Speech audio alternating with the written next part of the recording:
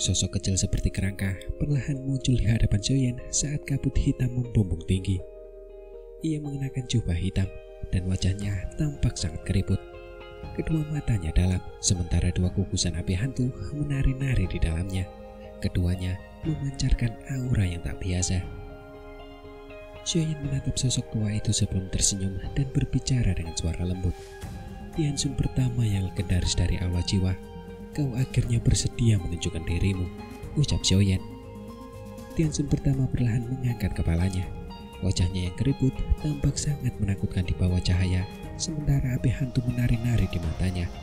Tak lama kemudian, suara serak yang membuat merinding terdengar pelan. Xiaoyan, sungguh tak terduga kau berani menyerahkan diri kepada kami.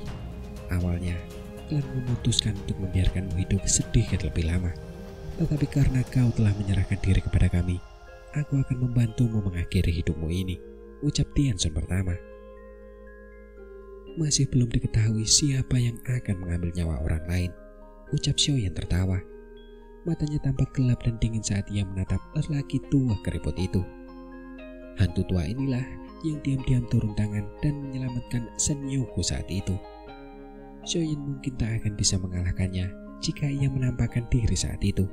Tetapi sekarang semuanya benar-benar berbeda.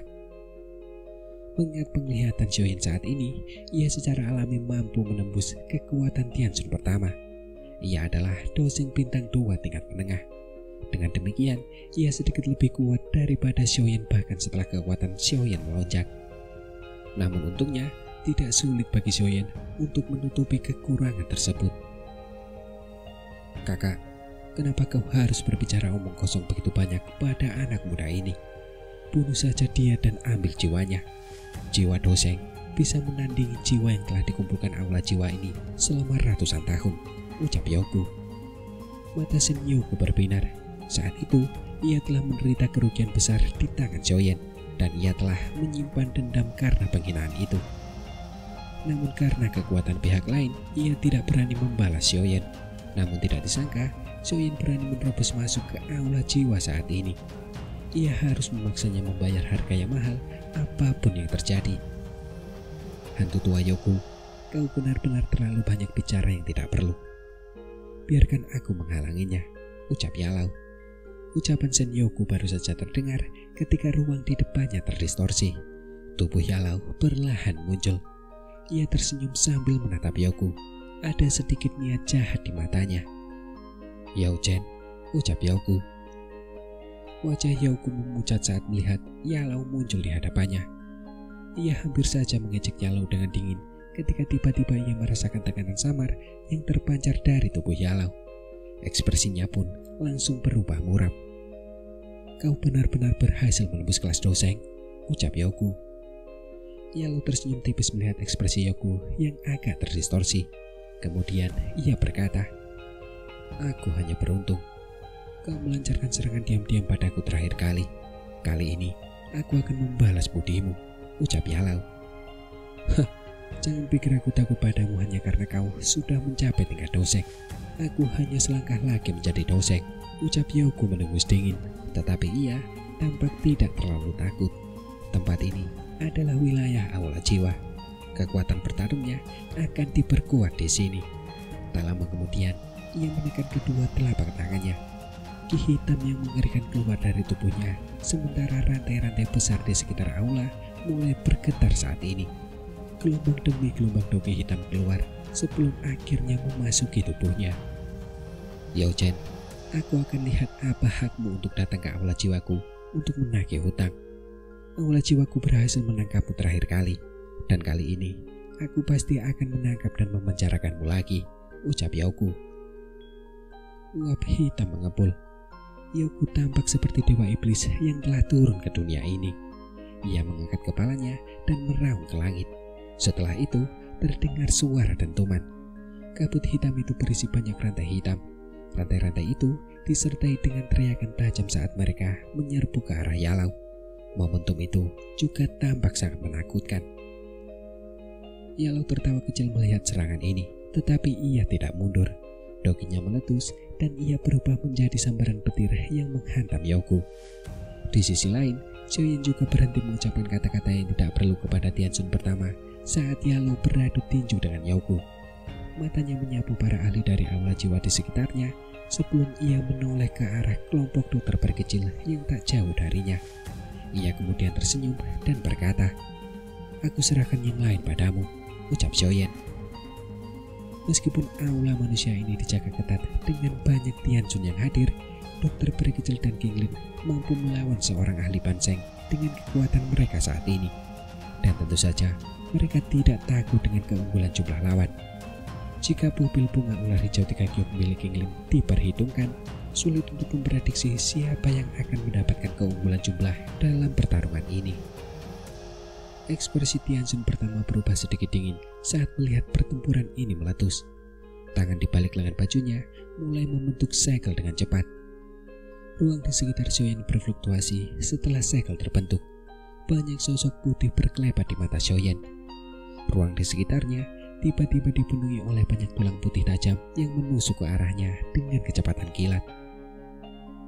"Hanya permainan anak-anak," ucap Xiaoyan. Xiaoyan hanya menyeringai ketika melihat kecepatan kilat tulang-tulang yang menusuk. Ia melambaikan lengan bajunya dengan lembut, dan api yang dahsyat meletus dari tubuhnya. Suhu yang mengerikan melelehkan tulang-tulang yang menusuk itu dalam sekejap. "Kaisar tulang menusuk langit," ucap Tianxun pertama. Tulang-tulang yang menusuk berhamburan dan teriakan dingin yang tak biasa tiba-tiba terdengar. Ruang di atas kepala Xiaoyan berfluktuasi dengan cepat. Sebuah bilah tulang raksasa yang mengandung aura aneh menembus ruang kosong itu. Bilah itu mulai bergetar saat akan menebas Xiaoyan. Fluktuasi tak biasa menyebar setelah bilah tulang aneh itu diayunkan. Bilah itu melesat ke arah Xiaoyan dengan kecepatan kilat. "Ini adalah serangan spiritual," gumam Xiaoyan. Xiaoyan sedikit terkejut saat merasakan fluktuasi misterius ini. Tak disangka, Tianxun pertama ternyata tahu cara menggunakan serangan spiritual. Sayangnya, Xiaoyan tak perlu takut pada siapapun dalam hal serangan spiritual. Seketika, tinju Xiaoyan terkepal. Ekspresinya tenang saat ia melancarkan pukulan ke depan. Tak ada gerakan aneh atau fluktuasi dogi. Sebaliknya, kekuatan spiritual meletus dari dahi Xiaoyan saat ia melancarkan tinju ke depan. Angin telapak tangan spiritual yang tak terlihat melesat dari telapak tangan Xiaoyan. Angin itu bertabrakan dengan fluktuasi bilah tulang di udara, hingga akhirnya keduanya saling memusnahkan. Tubuh Tianxun pertama berkelebat setelah melihat Xiaoyan dengan mudah menghancurkan fluktuasi spiritual itu. Ia muncul di bawah bilah tulang raksasa setinggi 1000 kaki di langit. Kabut hitam mengepul dari tangannya sebelum berubah menjadi tangan raksasa yang mencengkram gagang pedang. Dengan teriakan dingin, bilah tulang itu merobek ruang, disertai fluktuasi tajam yang sangat menakutkan saat ditebas dengan ganas. Pisau tulang itu agak aneh. Sepertinya itu dapat melukai jiwa seseorang, gumam Xiaoyan. Bilah tulang raksasa itu membesar dengan cepat di mata Xiaoyan. Tangannya tiba-tiba menekan udara kosong, sementara tanah di bawahnya dengan cepat mencuat. Hampir 100 pilar lava tiba-tiba melesat keluar dan menghantam bilah tulang itu dari segala arah. Tianxun pertama mendengus dingin setelah serangannya coba diblokir. Namun bilah raksasa itu memotong dengan lembut dan ratusan pilar magma raksasa itu pun meledak. Bahkan energi api yang dahsyat di bawah tanah pun ditekan dengan kuat oleh bilahnya. "Xiaoyan, bilah tulang orang tua ini terbuat dari tulang puluhan ribu orang. Ada banyak bilah spiritual tak dikenal di dalamnya. Begitu bilah ini menyerang tubuh seseorang, ia akan merasakan pahitnya dilahap oleh puluhan ribu jiwa," ucap Tianxun pertama. Bilah tulang di tangan Tianxun pertama menebas secara horizontal sembari ia berkata dengan suara menyeramkan, "Aku sangat menghormatimu, karena itu aku menggunakan ini untuk mengambil nyawamu," ucap Tianxun pertama. Mendengar itu, Xiaoyan hanya tertawa dingin. Ia mempertahankan api surgawi untuk melindungi tubuhnya. Aura pedang apapun yang dapat melukai jiwanya pun terblokir. Ia segera melambaikan tangannya, dan 5 gugusan api muncul di hadapannya, termasuk api hati laut yang telah ia sempurnakan sebelumnya. Itu berarti sekarang ia memiliki total 5 jenis api surgawi asli. Karena kau begitu percaya pada bilah tulang patahmu ini, aku akan menghancurkannya, ucap Xiaoyan. Setelah tangan Xiaoyan berubah secepat kilat, mengikuti perubahan segel tangannya, 5 gugusan api surgawi di depannya mulai membesar. Dalam sekejap, mereka berubah menjadi roh api raksasa serigala, macan tutul, naga, dan sebagainya. Mereka melayang di langit dan saling terhubung. Setelah itu, mereka dengan cepat membentuk formasi api raksasa. Teknik pengusiran api 5 cincin. Jika 4 dari 5 roh terbentuk oleh api surgawi, kekuatannya bisa setara dengan teknik Douglas Tian. Namun saat ini, Xiaoyan telah menggunakan api surgawi untuk membentuk semuanya. Kelima jenis api surgawi telah melepaskan teknik pengusiran api 5 cincin hingga batasnya. 5 jenis roh api dengan cepat menyatu. Mereka berubah menjadi cincin api raksasa setinggi 1000 kaki dalam sekejap mata.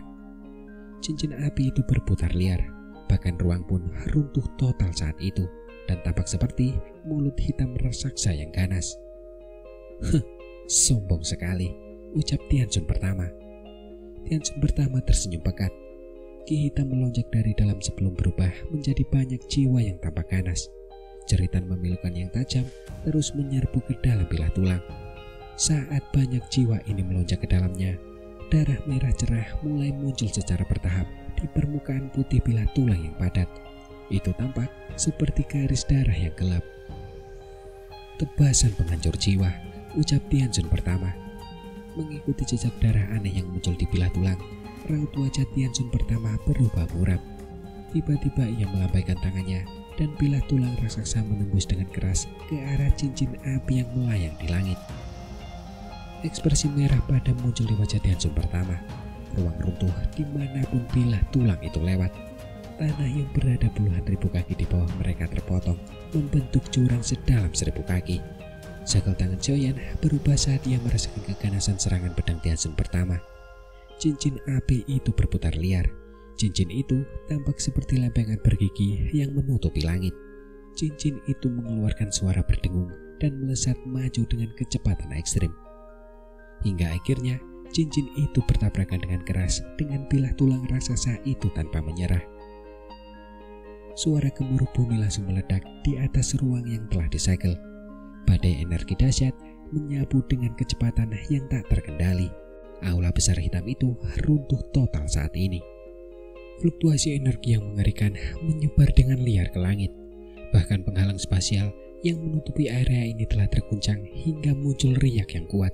Garis retakan samar juga mulai menyebar samar-samar. Badai berguncang hebat di titik pertemuan kedua serangan itu. Cincin api raksasa itu terdorong mundur saat meredup, tetapi tetap berputar dengan kecepatan tinggi. Hingga akhirnya cincin api itu lenyap sepenuhnya. Sebilah tulang besar terlempar mundur dari badai begitu cincin itu lenyap, dan pada akhirnya bilah itu mendarat di sebuah gunung. Kekuatan dahsyat seketika menghancurkan gunung itu hingga menjadi reruntuhan. Bilah tulang itu juga tergeletak lemah di atas batu yang hancur. Jelas bahwa kedua belah pihak tidak memperoleh banyak manfaat dari tabrakan langsung ini. Bahkan keduanya juga mengalami beberapa cedera. Pisau tulang ini memang agak misterius, gumam Xiaoyan. Deretan api besar di atas kepala Xiaoyan perlahan menghilang. Ia kembali menjadi 5 gugusan api yang ditelannya. Matanya sedikit terkejut saat menatap bilah tulang putih yang padat itu. Ia bisa merasakan fluktuasi yang tenang dan aneh terpancar dari bilah tulang saat bersentuhan. Riak semacam ini sangat berbahaya bagi jiwa seseorang. Jika api surgawinya tidak melindungi jiwanya, ia pasti akan menderita.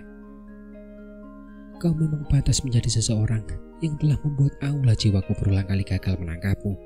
Kau memang memiliki beberapa kemampuan, ucap Tianxun pertama. Tatapan mata Tianxun pertama samar-samar berubah menjadi lebih serius saat ia menatap Xiaoyan. Kau telah naik ke level doseng bintang 1 menjadi doseng bintang 2 dalam waktu singkat. Bahkan, aku harus memujimu untuk itu. Jika kau bersedia bergabung dengan aula jiwaku, posisimu pasti tidak akan kalah dariku, ucap Tianxun pertama. Xiaoyan tersenyum aneh mendengar kata-kata ini. Hubungan antara dirinya dan aula jiwa telah mencapai titik di mana keduanya tak akan beristirahat sampai yang lain musnah. Namun, orang tua ini malah mencoba merekrutnya. Ekspresi aneh Xiaoyan tertangkap oleh tatapan Tianzhen pertama. Hal ini membuat Tianzhen pertama merasa sedikit geram. Ia tertawa dingin dan berkata, "Kau benar-benar orang yang sombong. Nanti kau akan mengerti betapa kuatnya klan Hun di seluruh benua ini. Orang sepertimu hanyalah makhluk seperti semut. Klan Hunku terlalu mudah membunuhmu," ucap Tianzhen pertama. "Benarkah begitu?" ucap Xiaoyan. Xiaoyan tidak berkomentar. Sudut mulutnya sedikit terangkat saat ia berkata, "Namun sebelum ini, aku akan menghabisimu dulu," ucap Xiaoyan. "Hanya denganmu," ucap Tianzhen pertama. Tawa aneh bak burung hantu malam keluar dari mulutnya, hingga kemudian tangannya meraih tumpukan barang di bawahnya dan sebuah bilah tulang raksasa melayang. Bilah itu berhenti di depan Tianzhen pertama. Tubuhnya bergerak sebelum berdiri di atas bilah tulang itu. Banyak riak muncul di bilah tulang itu. Tubuh Tianzhen pertama perlahan menyatu dengan bilah tulang itu. "Penggabungan manusia dan pedang," gumam Xiaoyan. Xiaoyan tanpa sadar mengangkat alisnya saat melihat penggabungan ini. "Xiaoyan, aku telah berlatih keras selama beberapa ratus tahun untuk menyatukan tubuhku dengan pedang kaisar tulang. Ini pertama kalinya aku menggunakannya melawan musuh. Kau akan dijadikan tumbal untuk pedang ini," ucap Tianzhen pertama. Pedang kaisar tulang raksasa itu melayang di udara. Wajah Tianzhen pertama muncul di tubuhnya yang putih dan padat. Bekas luka darah kecil yang tak terhitung jumlahnya perlahan menyebar di seluruh bilahnya, serta tampak seperti pembuluh darah yang padat. Suara Tianzhen pertama baru saja terdengar ketika pedang kaisar tulang bergetar. Keberadaannya juga dengan cepat menghilang. "Kecepatannya luar biasa," gumam Xiaoyan. Xiaoyan tersentak kaget saat melihat tulang itu menghilang. Tubuhnya pun refleks mundur. Ruang di depan Xiaoyan berfluktuasi saat ia melakukannya. Sebuah bilah tajam tiba-tiba menebas. Bilahnya bahkan berada sekitar setengah kaki dari kepala Xiaoyan. "Reaksimu memang cepat sekali," ucap Tianzhen pertama. Tawa aneh terdengar dari pedang kaisar tulang setelah tebasannya meleset. Pedang itu bergetar dan teriakan aneh tiba-tiba terdengar. Bayangan pedang yang tak terhitung jumlahnya muncul dalam sekejap. Sesaat kemudian, bayangan itu melilit Xiaoyan sebelum cahaya pedang yang tajam melesat ke titik mematikan di sekitar Xiaoyan. "Penguasa tubuh 6 sendi," ucap Xiaoyan. Ekspresi Xiaoyan berubah serius saat serangan tajam dari pedang kaisar tulang menekannya. Ia mengepalkan tangannya dan penguasa suan berat muncul di dalamnya. Penguasa itu bergetar ketika banyak bayangan penguasa membentuk jaring pertahanan yang melilit tubuhnya.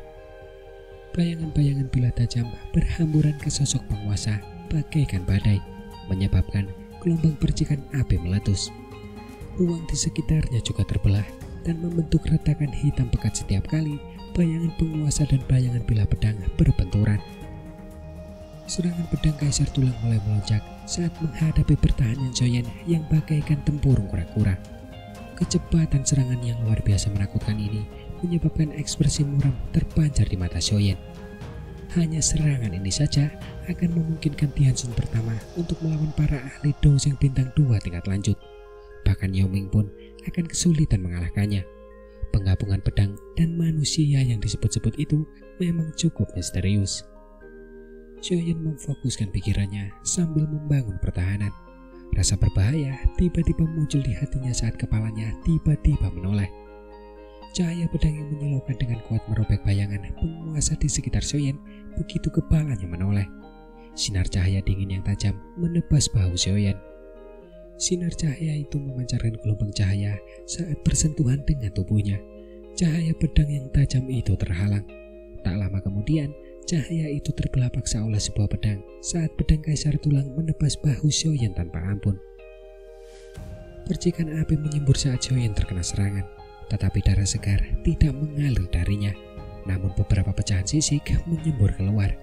Pecahan sisik itu berasal dari armor kuno naga ponik yang tersembunyi di bawah kulitnya yang telah ia panggil pada saat kritis ini. Penggaris berat di tangan Xiaoyan tiba-tiba terayun setelah pedang kaisar tulang menghantamnya. Pedang itu menghantam pedang kaisar tulang dengan keras dan membuat pedangnya melayang. Ia menoleh dan melihat bekas darah samar di bahunya. Ekspresinya sedikit muram. Ini adalah pertama kalinya Formasi pertahanannya hancur total setelah ia menggunakan penguasa tubuh 6 sendi. Dari sini terlihat betapa dahsyatnya kecepatan serangan Tianzun pertama setelah manusia dan pedangnya menyatu. Tubuh yang tangguh, ucap Tianzun pertama. Tubuh Tianzun pertama sekali lagi muncul di pedang Kaisar Tulang yang telah terlempar. Ia tertawa aneh sambil menatap Xiaoyan dan berkata, "Kecepatanmu terlalu lambat. Kau tidak bisa mengejarku setelah aku menyatu dengan pedang ini," ucap Tianzun pertama. Mendengar itu, Xiaoyan tetap tanpa ekspresi.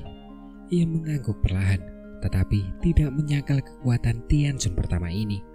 Serangan ini sudah cukup untuk menantang Doseng bintang 2 tingkat lanjut. Poin ini saja sudah membuat Tianzun pertama merasa bangga. Hembusan nafas panjang perlahan keluar dari mulut Xiaoyan. Ekspresinya perlahan berubah serius saat kedua tangannya disatukan. Setelah itu, kedua tangannya dengan cepat berubah dan membentuk banyak segel tangan yang rumit. Seiring perubahan segel tangan ini, kekuatan spiritual di alisnya tiba-tiba terlepas dari tubuhnya. Kekuatan itu berubah menjadi sosok ilusi raksasa yang menyelimuti tubuhnya.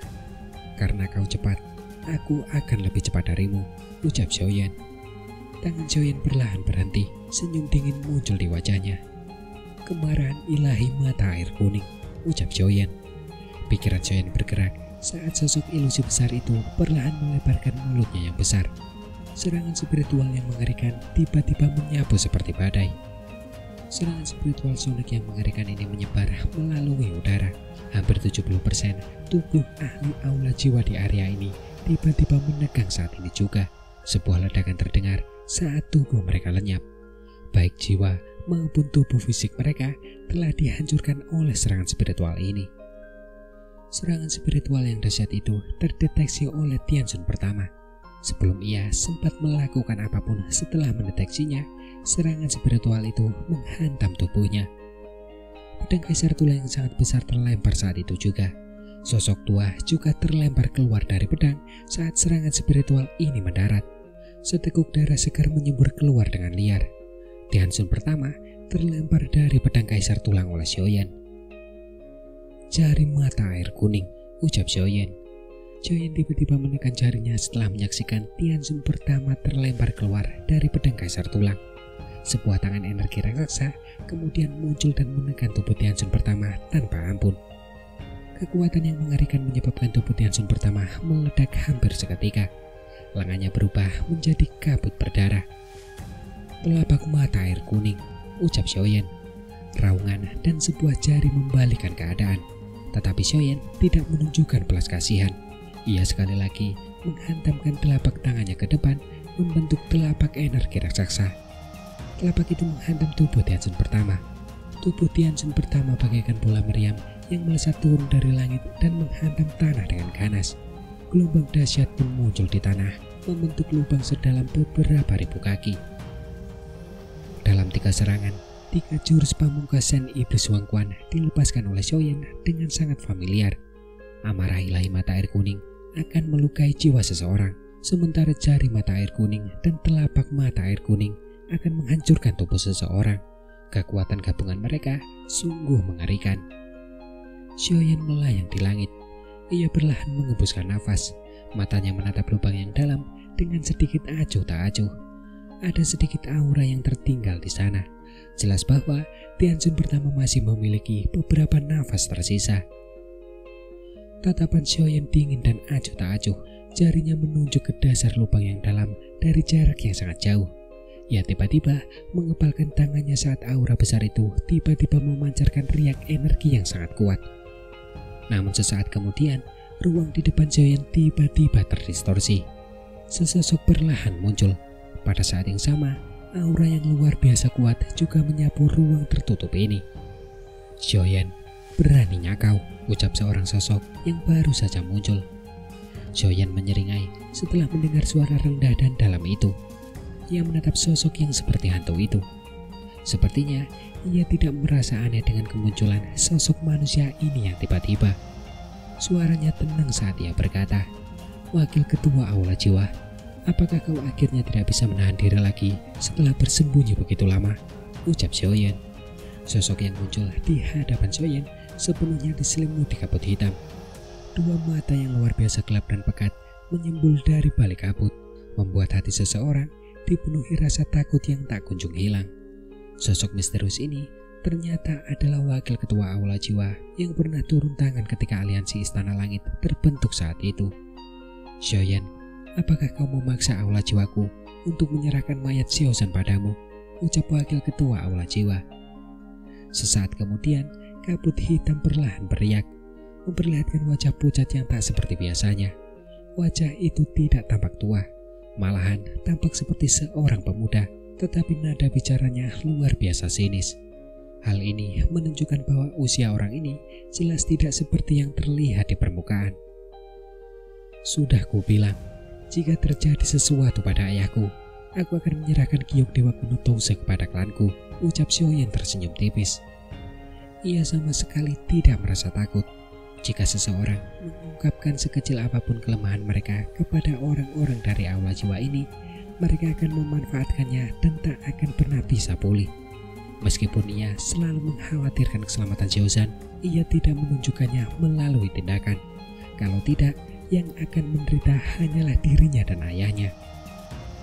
Tidak perlu, kau mungkin tidak akan diberi kesempatan seperti itu. Aku sendiri yang akan membawamu kembali ke klan Hun kali ini dan mempertemukan kalian kembali, ucap wakil kepala Aula Jiwa. Senyum dingin dan acuh tak acuh tersungging di wajah wakil kepala Aula Jiwa. Awalnya, klan berencana untuk memberimu kesempatan hidup lebih lama. Namun sepertinya kau tidak menghargai kesempatan seperti itu, ucap wakil kepala Aula Jiwa. Xiaoyan tidak berkomitmen. Ia terlalu malas untuk mengucapkan omong kosong seperti itu kepada wakil kepala aula ini. Dengan lambaian tangannya, api panas tiba-tiba melesat ke arah lubang besar di bawah. Ia berencana untuk menghajar seekor anjing saat lubang itu runtuh. Jadi ia akan menghabisi Tianzun pertama di tempat ini. Tatapan mata wakil ketua Aula Jiwa langsung berubah dingin setelah melihat Xiaoyan menyerang untuk membunuh di depannya. Ia menjentikan jarinya dan uap hitam keluar. Uap hitam itu berubah menjadi naga hitam yang melahap api. Setelah itu, tangannya yang besar meraih Xiaoyan. Kabut hitam melesat keluar dari jari-jarinya ke segala arah. Kabut hitam ini berubah menjadi 5 rantai besar yang melesat ke arah Xiaoyan dengan suara dentuman. Jangan berpikir kau bisa bersikap sombong hanya karena kau sudah mencapai bintang kedua kelas Doseng. Kau bahkan tidak pantas disebut-sebut di hadapanku, ucap wakil kepala Aula Jiwa. Keganasan terpancar di wajah wakil ketua aula. Kekuatannya adalah Doseng bintang 3 tingkat lanjut, dan ia hanya sedikit lebih lemah dibandingkan dengan 3 Raja Naga Agung dari 3 Pulau Naga. Kekuatan semacam ini bisa menghancurkan Xiaoyan sepenuhnya. Namun, ekspresi Xiaoyan tetap tenang saat serangan tajam dari wakil ketua Aula Jiwa datang. Xiaoyan tidak berniat menghalangi serangan ini. Sebaliknya, ia meraih lubang besar di bawah dari jarak yang sangat jauh. Sebuah tangan api raksasa muncul di langit dan meraih lubang besar di bawah. Kau mencari kematian, ucap wakil kepala Aula Jiwa. Tatapan wakil kepala Aula Jiwa berubah muram ketika melihat Xiaoyan sama sekali tidak menghiraukannya. Ia tersenyum lebar ketika rantai hitam melingkari Xiaoyan sebelum tiba-tiba mengencang. Namun sesaat kemudian, ruang di sekitar Xiaoyan tiba-tiba berfluktuasi ketika rantai hitam hendak melilitnya. Aliran spasial yang sangat liar dan dahsyat pun menyebar. Kekuatan sobek yang mengerikan menghancurkan rantai-rantai itu. Siapa itu? Ucap wakil kepala aula. Intervensi mendadak itu membuat wakil kepala aula terkejut. Matanya buru-buru menyapu sekeliling sambil berteriak dengan suara dingin. Kau juga tak layak disebut di mata kaisar ini, ucap Xian. Suara dingin perlahan terdengar setelah wakil kepala aula mengucapkan kata-kata itu. Wakil kepala aula kemudian melihat sosok yang sangat profesional tiba-tiba muncul di hadapan Xiaoyan. Ia bisa merasakan tekanan yang cukup kuat terpancar dari sosok itu. Siapa kau? Ini urusan aula jiwaku. Orang luar tidak berhak ikut campur. Kalau tidak, kau juga akan terlibat, ucap wakil kepala aula jiwa. Mata wakil kepala aula jiwa tampak serius saat ia menatap sosok berambut ungu itu dan bertanya dengan suara berat. Apakah aula jiwa begitu agung? Ucap Xian mengerutkan bibirnya setelah mendengar ini. Ia tampak sangat meremehkan. Di masa kejayaan dan kemakmuran suku naga Void kuno, mereka bahkan tidak takut pada klan Hun, apalagi faksi bawahan klan Hun seperti Aula Jiwa. Xiaoyan bilang dia akan mengubah tempat ini menjadi pertumpahan darah hari ini, ucap Xian. Mata indah Xian menyapu wakil kepala aula dari Aula Jiwa ini. Ia tersenyum tipis dan kembali berkata, "Bukankah lebih baik jika kau terus bersembunyi di dalam? Kenapa kau harus keluar dan mencari kematian?" ucap Xian. "Sombong sekali. Aku khawatir kau tidak punya kemampuan untuk membunuhku," ucap wakil kepala aula. Ekspresi wakil ketua aula sangat buruk saat ia berteriak dengan suara dingin. Ini pertama kalinya setelah bertahun-tahun ia mendengar ancaman yang begitu terang-terangan dan merasa diremehkan. Meskipun ia bisa merasakan bahwa Xian adalah seorang ahli yang telah mencapai bintang keempat kelas doseng, ia mungkin tidak akan mati jika mereka benar-benar bertarung. Xiaoyan melirik wakil kepala aula ini sebelum mengabaikannya sepenuhnya. Ia menggerakkan tangannya, menyebabkan tangan api yang besar menarik Tianjun pertama dari lubang yang besar dan dalam. Pada saat ini, tangan Tianjun pertama telah meledak menjadi kabut berdarah saat darah segar membasahi tubuhnya. Bahkan jiwanya telah terluka oleh kemarahan ilahi mata air kuning sebelumnya. Pandangannya bahkan menjadi sedikit kabur karena tubuh fisiknya dan bahkan jiwanya telah mengalami kerusakan parah. Mata Xiaoyan dengan tenang mengamati Tianjun pertama yang tampak terluka parah sehingga tak mampu melawan. Tangan apinya yang besar menarik Tianjun pertama. Tetapi wajah tua kusam itu tiba-tiba menampakkan keganasan baru ketika Tianjun pertama berada kurang dari 100 kaki dari Xiaoyan. Tubuhnya pun mulai membengkak. Namun, tubuh yang membengkak itu baru setengah jalan ketika Xiaoyan mengebalkan tinjunya tanpa ekspresi. Tangan api raksasa itu tanpa ampun menghancurkan Tianjun pertama. Kekuatan mengerikan ini menyebabkan tubuh fisik Tianjun pertama hancur berkeping-keping. Setelah tubuh fisik Tianjun pertama meledak, tiba-tiba sebuah cahaya hitam melesat pergi. Cahaya itu melesat liar ke arah wakil kepala aula jiwa. "Mencoba kabur," ucap Xiaoyan. Xiaoyan mendengus dingin setelah menyadari bahwa jiwa Tianjun pertama berencana kabur. Bagi seorang ahli seperti itu, ia bisa saja berubah ke tubuh fisik lain dan terlahir kembali selama jiwanya tidak hancur. Saat itu terjadi, ia akan kembali menjadi ancaman besar.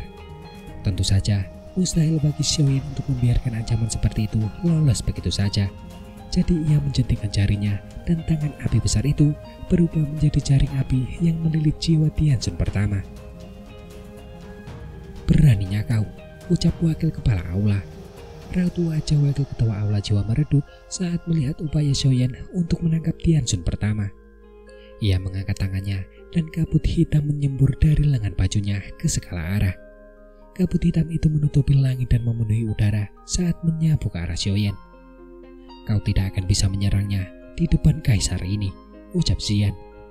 Xian tertawa dingin ketika wakil ketua aula jiwa ini menyerang. Tangannya membentuk segel secepat kilat dan kilau keemasan gelap memancar dari tubuhnya. Dalam sekejap mata, kilau ini membentuk seekor naga emas raksasa.